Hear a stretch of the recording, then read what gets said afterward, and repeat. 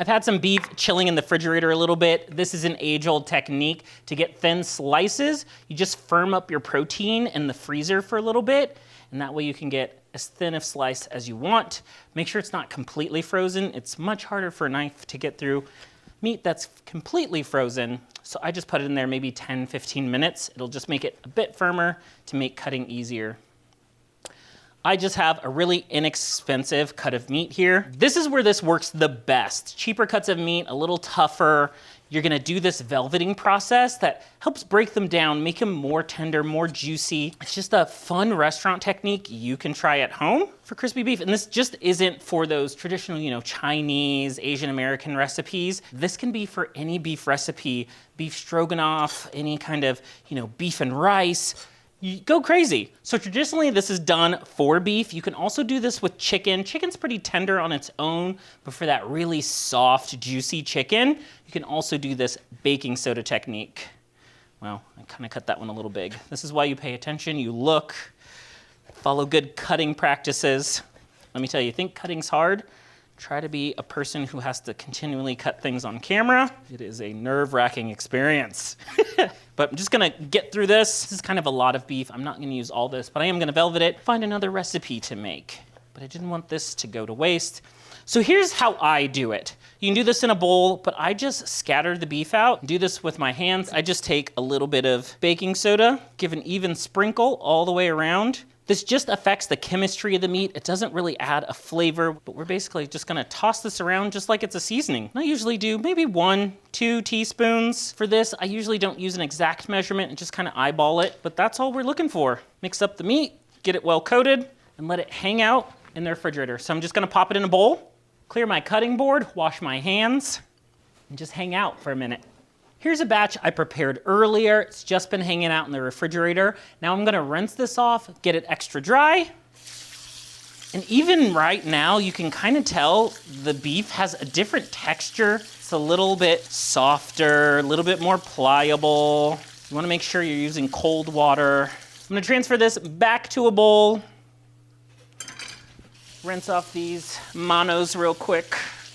Really, cleaning your hands is the most important step to most cooking, isn't it? So this is exactly what we're looking for. Now you can cook it up like this if you just wanna saute the beef, but another step that helps with the velveting is adding some cornstarch. A little cornstarch is another key ingredient. This will coat the meat, and then as it cooks, will create like a protective barrier on the outside to keep all the juices inside. This is also the point where you can season things up. I'm gonna add a sauce, so I'm just doing a little bit of salt on here. You can add soy sauce to this if you are doing a stir fry. A little Worcestershire if you're doing something like a Philly cheesesteak or steak sandwich with this meat. Really, the possibilities are quite endless. So I'm gonna add some oil, let that heat through a little bit. When it's nice and shiny and glossy, should be good to go. Then that beef goes right into the pan. You wanna make sure you get it into an even layer. Keep things moving around, make sure that oil coats everything. Might add a touch more oil for this. One of the characteristics of velveting meat, you'll see that the meat is nice and red. That means the baking soda was working. If you're making a bigger portion, you wanna definitely do this in batches. I'm kind of making this work in this skillet. Velveting is perfect when you wanna cook beef really quick, but keep it tender and juicy. Go ahead, take the extra time, the extra step to do the velveting. Those inexpensive cuts of meat are great, but they're more intended for stews, longer cooking processes to break down all that connective tissue and really make the meat nice, juicy, and tender. This is a shortcut where you can cook hot and fast, get a meal on the table really quick, and also have really tender, flavorful meat. If you don't do this, you run the risk of it being a little tough and chewy. The thinner you slice the beef too, that can help a lot as well. More surface area to contact the pan, it cooks quicker, it cooks more evenly. These are some large pieces. You can cut these in smaller bite-sized chunks. Whatever recipe you're making, you can adapt this a little bit. Now I do want stroganoff. Just was gonna toss this with some onions and sauce, but now I'm like, wish I had some mushrooms. All right, this is almost done cooking through, so I'm gonna transfer it to a bowl, put that to the side, and start on my next step. Usually you can keep sauteing. I just cleaned out my pan a little bit, and I'm gonna go in with a little bit more oil, get that heated up, go in with some onions, just soften those a little bit. I'm just throwing together a recipe right now, but when you velvet your beef, however you wanna use it, cook it up, enjoy it, go ahead.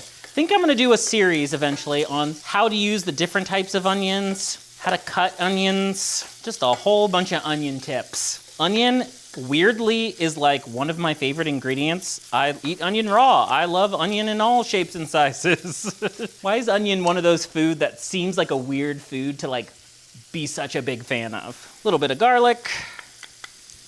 Just figured I'd go with more of a traditional stir fry approach. Thing is, I don't want those onions super soft. I want them to have a little bit of bite, a little bit of texture left to them. I'm gonna add back in my beef. I mean, I guess this is a classic combination, beef and onions, right? It smells so beefy. I can smell those onions.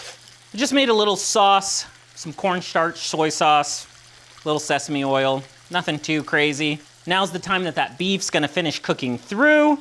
This sauce will bubble up and get thick. Ooh, that soy sauce smells so good. Right, we're almost there. Those onions are soft. That beef is just about cooked through. Have one more addition, more onions. Just a little pop of green, some green onion slices. Cut the heat, and our dish is ready to go.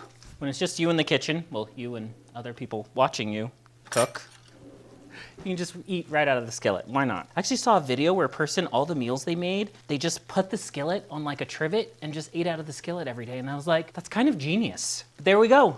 Nice, flavorful, tender beef. It's super hot, super steamy. Nice, silky, soft. When you bite into beef, you're expecting that chewing. But this gives it a tenderness, a juiciness, just by doing an extra step with some baking soda and velveting the meat. A takeout takeaway you can do at home.